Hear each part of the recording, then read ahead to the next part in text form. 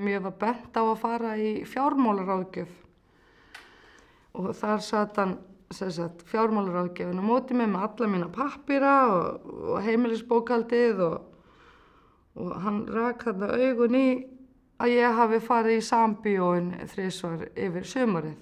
Þá hafði ég verið að kaupa popp og kók og eitthvað svona, þetta voru ekkert mjög háar upphæðir. Og þá hafði þetta verið ég hafði átt eitthvað 2 fyrir 1 tilboð af því ég var áskrifandi af einhverju appi eða eitthvað.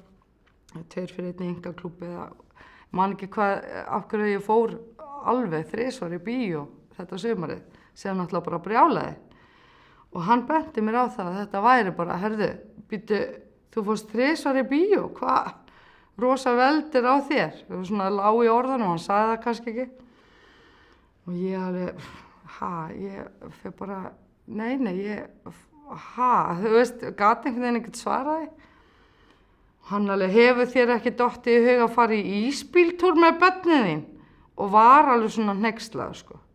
Að ég, sem ætti þessi börn, var ekki að leyfa að njóta þess að fara í ísbíltúr eins og öll önnur börn. Og ég alveg, ég á ekki bíl. Það stendur hérna að ég sé ekki að reka bíl og ég er ekki að borga, ég hef ekki efni á því að eiga bíl.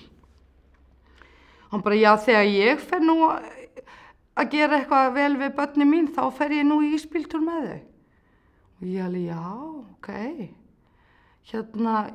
Ég held að megi ekki borða í strætó, þannig að ég svona efast það að það verði góða minningar fyrir mig og börnin mín þegar okkur verður hent út úr strætó með ísinn, þá kannski það ekkert góð minning, en ég meina að það var kannski fyndin minning í framtíðinni, hver veit.